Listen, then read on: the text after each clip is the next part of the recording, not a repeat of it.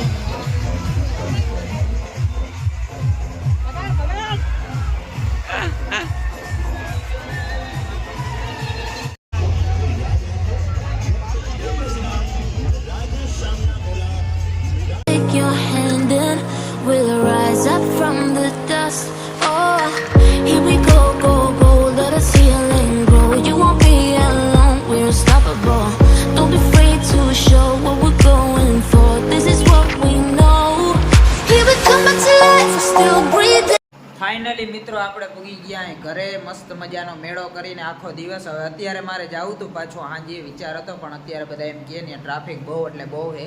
હવે જો કાલે છેલ્લો દી છે, હજી કદાચ કાલે ચાલુ હશે તો આપણે જાશું હાંજે પાછા। અને જાજુ શૂટ પણ ના કરીએ ગયો, ત્યાં ટ્રાફિક ને પાછું એટલો બધો અવાજ એ બહુ આવતો, ઓલા મ્યુઝિક બહુ વાગતા હોય ને કોપીરાઇટ આવી જાય, આપણે મેળ ના પડે ત્યાં વિડીયો શૂટિંગ કરવાનો। તો એ બહેનું આટલું આપણે શૂટ કર્યું છે થોડું ઘણું, ને બાકી કાલે જાશું ત્યારે મસ્ત પ્રોપર શૂટ કરશું, કેમ કે કાલે ટ્રાફિક નહીં હોય છેલ્લો દિવસ એટલે કદાચ। The next day.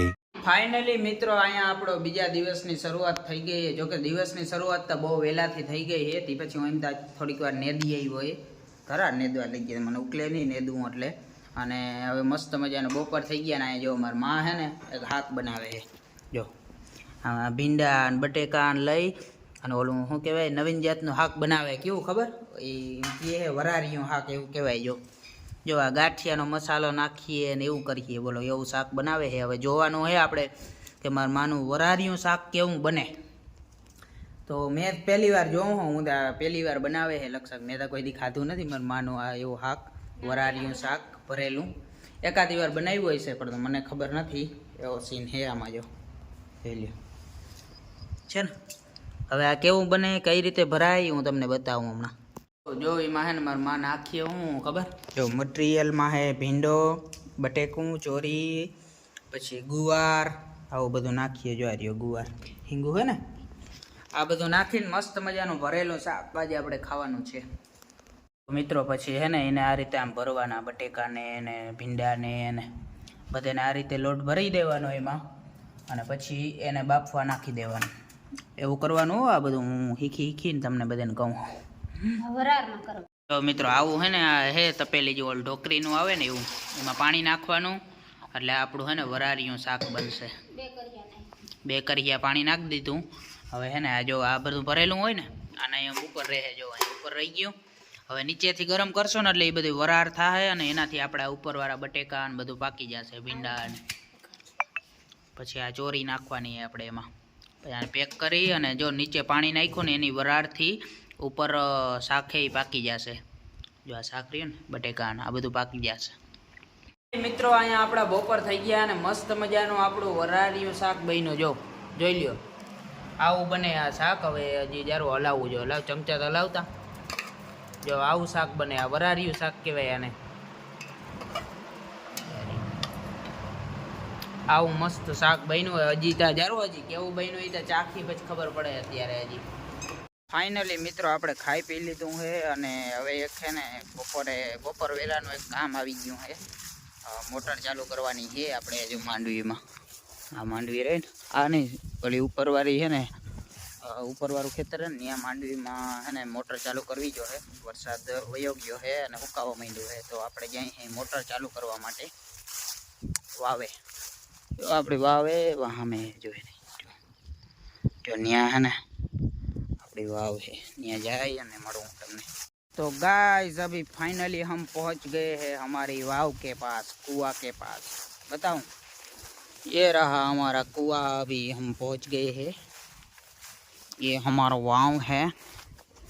देखिए ये हमारा वाव है और इधर ये थोड़ा बहुत झाड़वा वगैरह है और अभी यहाँ पर हमारे मोटर का छेड़ा डालना है. देखिए देखिए देखिए कैसे पड़ा है सब कुछ ऐसे बिखड़ा बिखड़ा सा और यहाँ पर लगाना है हमें. तो हम लगा देते हैं फिर मिलते हैं आपको.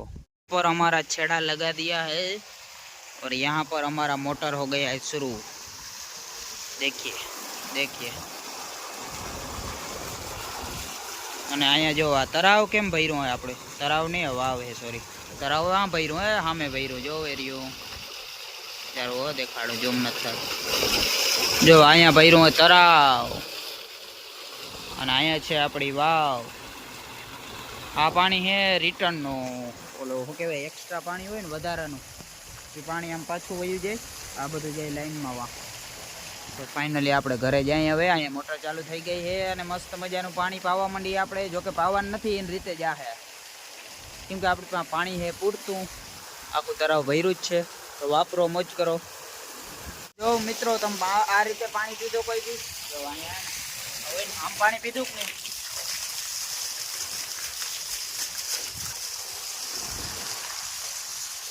પાણી પીવાની નવી સ્ટાઇલ છે.